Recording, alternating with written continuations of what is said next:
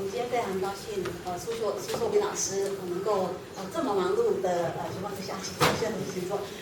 刚刚在学校在北部开完会，马上又赶来南部帮我们来做精彩的演讲。我想在座很多老师的同学，大概对苏先都蛮熟悉的哈，因为我们曾经阅读过苏先蛮多的作品，好像作为一个年轻思考力非常犀利表达非常清晰的一个社会学者，那么对我们整个台湾社会，尤其是城市空间那是非常非常的关注那而且我们之前读书会是拜读了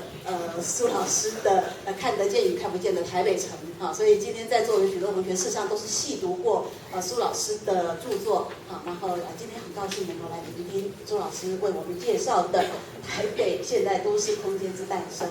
那现在我想我不多占用时间，那就请苏先开始。谢谢施老师，谢谢廖老师还有在座的各位前辈、各位同学。其实我是台南人我从18岁就离开台南到台北住，大概中间将近有10-20年很少回台南，一直到当了老师之后，才又密集的回到故乡。每次回来我都有故乡的情谊。其实如果说我都很不好意思，因为施老师刚跟我讲说，如果各位都已经读过这样的一本书的话，其实我这6-7年来并没有做新的材料，那我只能就我的这个书本里面的一些比较理论性的意义呢，我试着再去诠释，然后我会慢慢的拉到一些现代。那我必须要跟各位报告说，其实当初写这个文章、写这个论文的时候，这是我的博士论文这个是我博士论文原来的标题。那后来看不见也看得见的台北市出版商在帮我另外再设想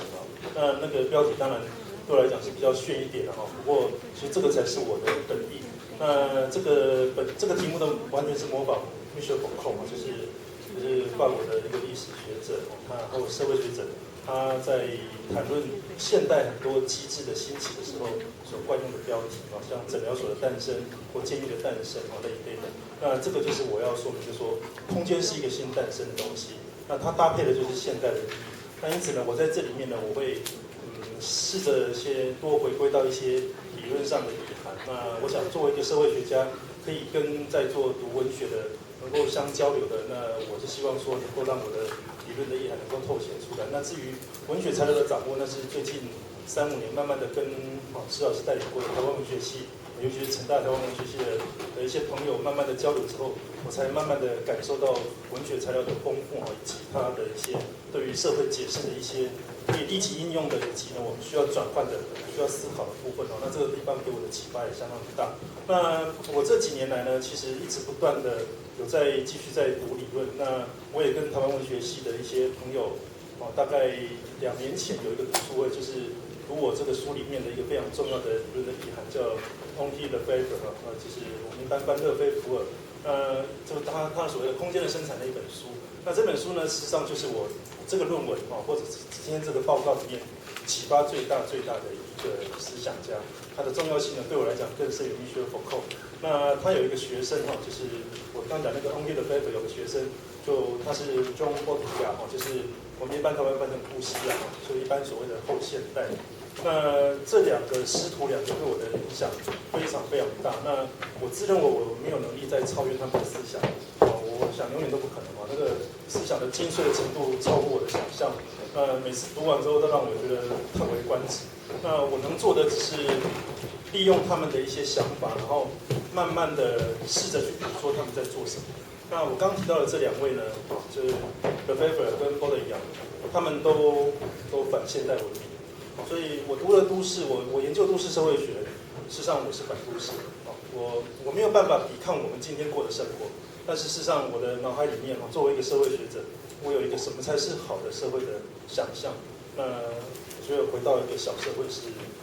可能是我们摆脱目前这样的困境。那我要讲的就是说，我们今天呢，从我们进入到现代开始，当我们一旦觉得现代是好的事情，然后都不加反省，一直往前走，就是我们今天走到今天这个地步，我觉得一开始就有问题了那这个问题呢，我们没有能力回到从前，所以我们只能想象从前。那所以我就试着利用从前跟成为现代以后，就 be modern 这样的一个时间点的开始。那我在台湾找寻呢，我发现日治时代是最重要的，所以我整个的思考模式就是现代社会怎么会出现在人的社会里面？那它最早出现在西方，我们都知道所谓的两个大革命，两个大革命之前，两个大革命指的就是1789年的法国大革命，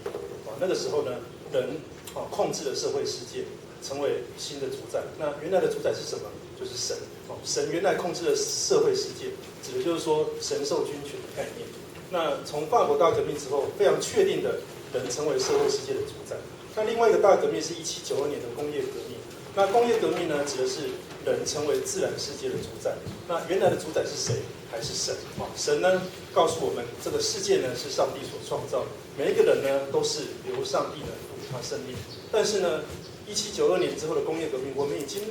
了解什么是空间，这个等一下我会报告。那牛顿呢告诉我们，天空是空的，它什么东西都没有。那但是呢，原来的世界呢，但丁的神曲告诉我们，天空是什么？天空是9重天，最上面那层是上帝住的，第8层呢是天使长加百利住的。那如果呢你有一颗球往上丢，那上去会怎么办？天使会接住把你砸下来。但是呢，牛顿的空间理论告诉我们不会。所以我想从牛顿，牛顿是启蒙时代的科学家，从牛顿的时代到工业革命那一段转折，告诉我们人成为自然世界的主宰，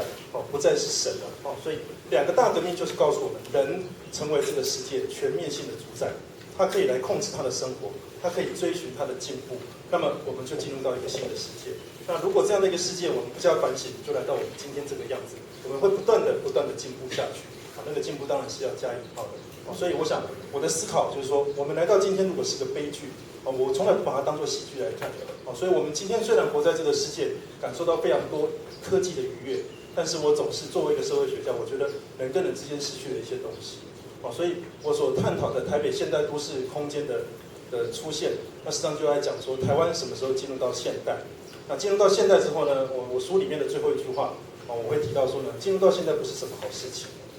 它只不过是一个美丽的污名，那这个就是我的想象。那我的想象呢，来自于我在写这本论文的时候，还没有那么清楚的感受到说对于现代的批判需要这么强力。但是后来我继续的读了 Weber， 读 Baudrillard， 我慢慢的知道他们想要的是一个什么世界。他们想要回到一个人跟人之间呢，没有受到任何系统性的程式性程式 program 程式性的支配，每一个人都可以自由自在的想要去做什么。那个我有回到一个传统的小世界，那抓回人跟人之间的感情。那一旦是越走向空间，